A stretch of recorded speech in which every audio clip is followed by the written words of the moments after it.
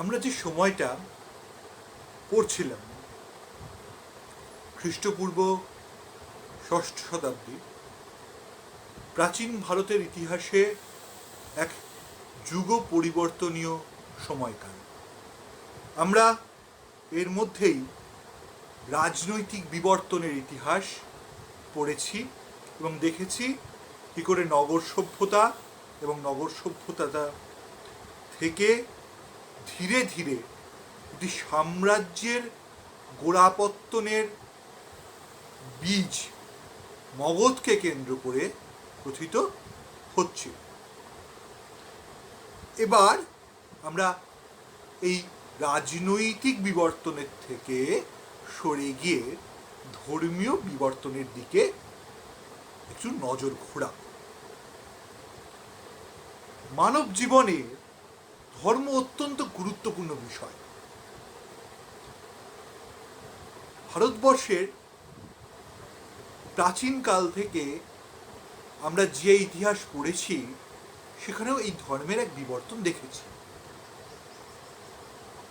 মূলত আর্যায়নের সঙ্গে সঙ্গে বৈদিক ধর্মের প্রসার ঘটেছিল। ঋগ্বেদের যুগে ঋগ্বেদকে কেন্দ্র করে ধর্মের প্রসার ঘটে। পরবর্তী বৈদিক যুগে কিন্তু আমরা আরেকটু পরিবর্তন দেখতে পাই। সেখানে বেদের পাশাপাশি ব্রাহ্মণ্য গ্রন্থগুলি এবং আরণ্যক গ্রন্থগুলি গুরুত্বপূর্ণ হয়ে ওঠে এবং এই পরবর্তী বৈদিক যুগ থেকে যাগ যজ্ঞ গুরুত্বপূর্ণ জায়গা নিচ্ছিল। এই পরবর্তী বৈদিক যুগেই আস্তে আস্তে বৈদিক ধ্যান ধারণার বাইরে এসে বর্ণভেদ প্রথা আরও বেশি করে প্রথিত হয়ে পড়ছিল মানুষের মধ্যে, সমাজের মধ্যে। ক্রমে আমরা দেখেছিলাম চতুর্বর্ণ প্রথা ধীরে ধীরে হয়ে দাঁড়ালো জন্মসূত্রে পাওয়া একটি জিনিস। অর্থাৎ ব্রাহ্মণের সন্তান ব্রাহ্মণ, ক্ষত্রিয়ের সন্তান ক্ষত্রিয়, বৈশ্যের সন্তান বৈশ্য এবং শূদ্রের সন্তান শূদ্র হবে। এবং এই চতুর্বর্ণ প্রথা সমাজে দৃঢ়ভাবে প্রথিত হয়েছিল। এই চতুর্বর্ণ প্রথায় যেটা সবচেয়ে বড় ছিল সেটা হচ্ছে ব্রাহ্মণদের প্রচণ্ড পরিমাণে সামাজিক ক্ষমতা এবং তারা ছিল বর্ণশ্রেষ্ঠ এবং অন্য বর্ণদের উপরে তাদের এই শ্রেষ্ঠত্ব তারা সর্বদা প্রমাণ করতে চাইত। অপরদিকে বর্ণের তর সবচেয়ে নিম্ন শ্রেণীভুক্ত ছিল শূদ্ররা। তাদের কোনো কিছু বলার অধিকার পর্যন্ত ছিল না এবং আমরা দেখতে পাবো এই সময়কালে আস্তে আস্তে শূদ্রদেরকে একটা অংশকে গ্রামের বাইরে পাঠিয়ে দেওয়া, যাদেরকে আমরা চণ্ডাল বলবো, ডোম বলবো বা হাঁড়ি, এই জাতীয় বিভিন্ন ধরনের নিম্নবর্গীয় মানুষদেরকে গ্রামের বাইরে পাঠিয়ে দেওয়া হবে এবং তাদের ছায়া স্পর্শ করা উচ্চ বর্ণের মানুষের জন্য অনুচিত বা কোনো কারণে সেটি ঘটে গেলেও তাকে শুদ্ধ হতে হবে, স্নান করতে হবে। এইভাবে বর্ণভেদ প্রথা খ্রিস্টপূর্ব সপ্তম ষষ্ঠ শতকে ভারতীয় সামাজিক জীবনে খুব দৃঢ় হয়ে গেছে এবং পাশাপাশি আমরা দেখতে পাবো যে বৈদিক ধর্ম থেকে সরে এসে মানুষ অনেক বেশি ব্রাহ্মণ্যবাদের দিকে ঝুঁকে পড়ল। ব্রাহ্মণ্যবাদ বলতে কি বোঝায়? ব্রাহ্মণ্যবাদ বলতে বোঝায় বৈদিক ধর্মের উপরে ভিত্তি করে ব্রাহ্মণেরা তাদের শ্রেষ্ঠত্বকে বজায় রেখে ধর্মীয় আচার আচরণকে সংগঠিত করা এবং তার একটা মূল বিষয় ছিল হচ্ছে যাগযজ্ঞ। এইভাবে এই সময়ে ভারতীয় সনাতন ধর্মে একটা পরিবর্তন এসেছে। কিন্তু এই পরিবর্তনটা ব্রাহ্মণেতর অন্য গোষ্ঠীর মানুষগুলির কাছে খুব একটা কাম্য ছিল না। ফলে ধর্মীয় জীবনে একটা বিবর্তন আসা, ধর্মীয় জীবনে একটা বিপ্লব আসার সময় তৈরি হয়ে যাচ্ছে। সেই জন্যে আমরা এই সময় দেখতে পাবো ব্রাহ্মণ্য ধর্মের বিরোধিতা করে, প্রচলিত বৈদিক ধর্মের বিরোধিতা করে কিছু নতুন ধর্মের জন্ম হবে, যে ধর্মগুলিকে আমরা বলবো নব্য ধর্ম, বা যেহেতু প্রচলিত বৈদিক ধর্মের প্রতিবাদে গড়ে উঠেছিল এদেরকে প্রতিবাদী ধর্ম বলা হবে। সবার আগে আমরা আজকের ক্লাসে যেটা জানবো সেটা হচ্ছে এই প্রতিবাদী ধর্ম আন্দোলন কেন হয়েছিল, অর্থাৎ প্রতিবাদী ধর্ম আন্দোলনের কারণগুলি কি ছিল সেই সম্পর্কে বিশদে আলোচনা আমরা আজকের ক্লাসে করব। প্রতিবাদী ধর্ম আন্দোলনের কারণ যেটা আমি ভূমিকায় বলেছি, সেখান থেকে আমরা তিনটে ভাগে নিয়ে আসতে পারি। প্রথমটি হলো ধর্মীয় কারণ, দ্বিতীয়টি সামাজিক কারণ এবং তৃতীয়টি অর্থনৈতিক কারণ। আমরা প্রথমে ধর্মীয় কারণগুলি পড়ব। এতদিন ধরে ভারতবর্ষের ইতিহাসে প্রচলিত ছিল বৈদিক ধর্ম, কিন্তু আমরা আগেই যেমন বলেছি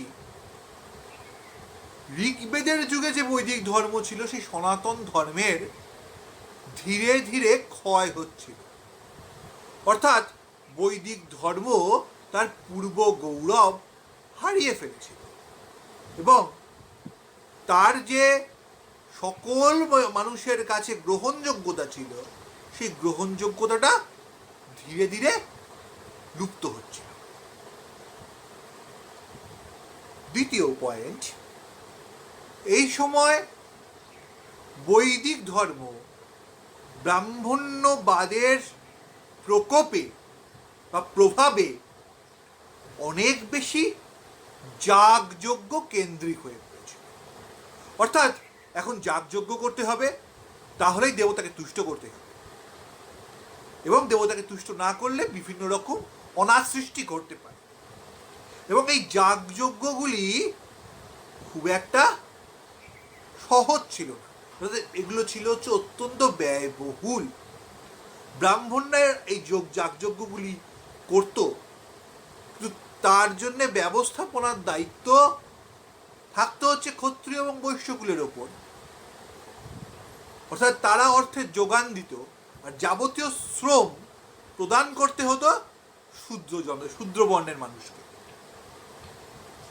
ফলে এখন ধর্ম মানুষের কাছে আর প্রাণের বিষয় হয়ে দাঁড়ালো না, এখন ধর্ম অনেকটাই অনুষ্ঠান সর্বস্ব, আনুষ্ঠানিক ধর্মে পরিণত হয়েছে।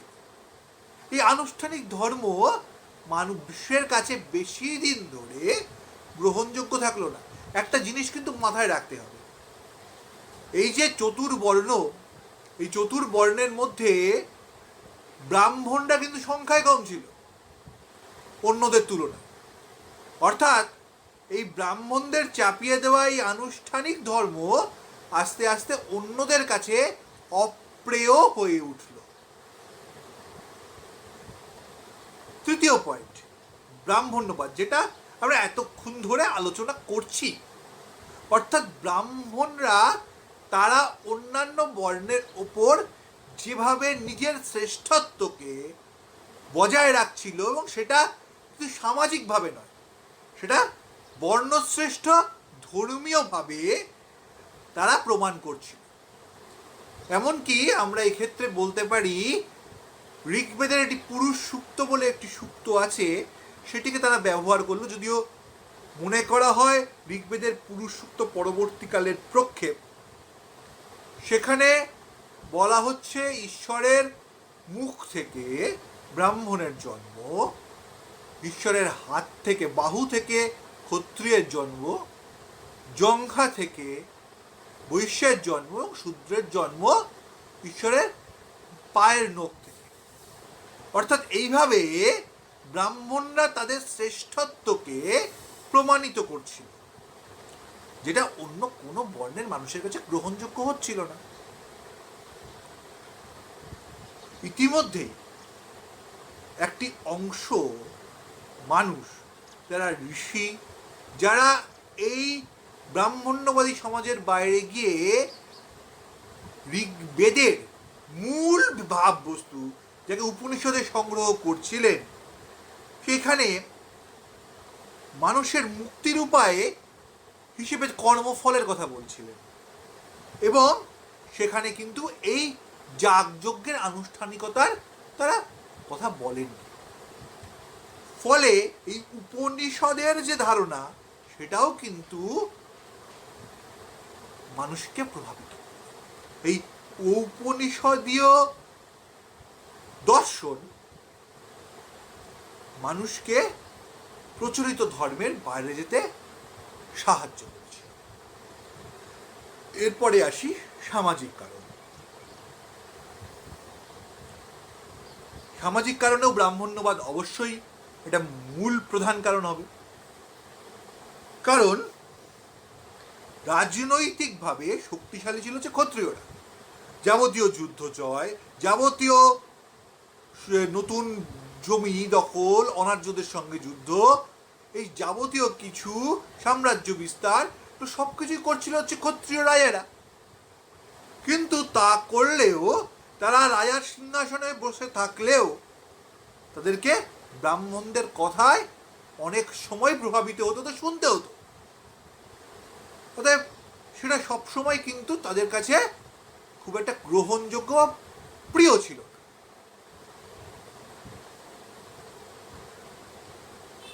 আমরা আগে বলেছি ব্রাহ্মণরা ছিল সংখ্যায় অল্প। দ্বিতীয় পয়েন্টে আমরা এখানে বলতে পারি যে সমাজের একটা বড় অংশকে ব্রাহ্মণরা কি করেছিল, অপাঙ্ক্তেয় করে রেখেছিল। তারা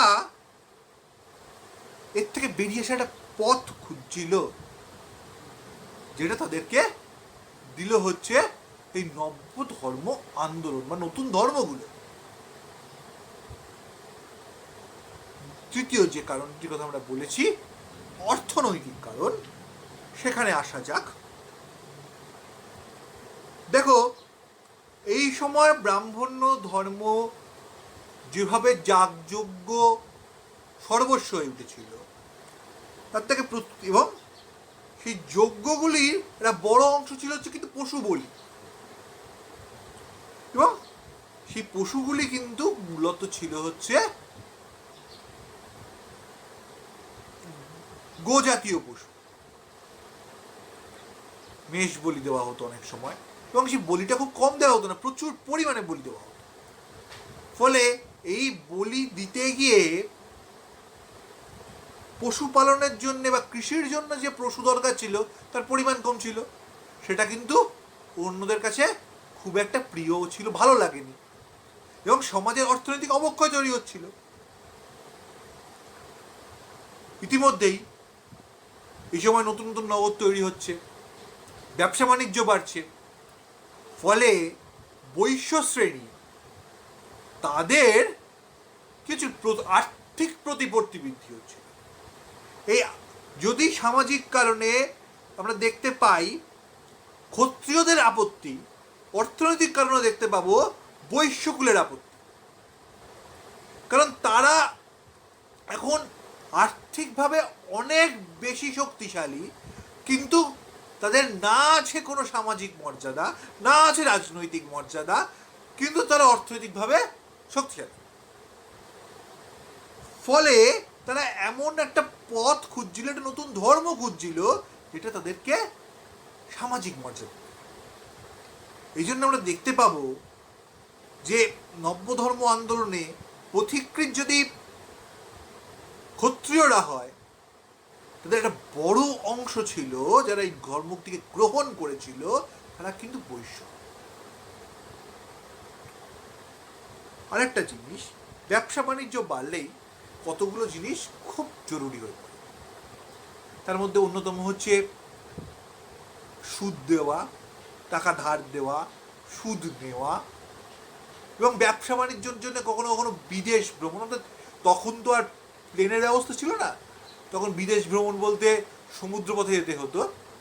এই সুদ নেওয়া ব্রাহ্মণ্যবাদ বলেছিল হচ্ছে অনুচিত। আবার পাশাপাশি সমুদ্র যাত্রা করলেও সমাজে পতিত হতে হতো। ফলে যে ধর্ম অর্থনৈতিক ক্রিয়াকলাপকে সাহায্য করছিল না, তাকে বদলাবার একটা প্রয়োজন তৈরি হয়ে পড়েছিল। তাহলে এই সব কটি কারণে আমরা দেখতে পাবো খ্রিস্টীয় ষষ্ঠ শতকে ভারতের ধর্মীয় জীবনে একটি পরিবর্তন আসবে, এবং এর ফলে কতগুলো নতুন ধর্মের উদ্ভব হবে। এখন এই ধর্মগুলোকেও আমরা দুটি শ্রেণীতে বিভাজিত করতে পারি। তার মধ্যে প্রথম যে পার্টটা আমরা দেখব, যারা ঈশ্বরে বিশ্বাস করে, অর্থাৎ আস্তিক। এই আস্তিক বা ঈশ্বরে বিশ্বাসী ধর্ম আমরা দুটি দেখতে পাচ্ছি, জৈন ধর্ম এবং বৌদ্ধ ধর্ম। দুটি ধর্মের কথা আমরা পাচ্ছি। যারা ঈশ্বরে বিশ্বাস করত না, তারা হচ্ছে আজীবক এবং চার্বাক। তাহলে আমরা আজকে নব্য ধর্ম আন্দোলনটা পুরোপুরি পড়ে নিলাম, কেন এই সময়ে এই পরিবর্তন এসেছিল সেটা দেখলাম। পরবর্তী দিনে আমরা দুটি যে ধর্ম প্রথমে বলেছি যারা ঈশ্বরে বিশ্বাস করত, সেই জৈন ধর্ম এবং বৌদ্ধ ধর্ম সম্পর্কে পরবর্তী ক্লাসে আলোচনা করব।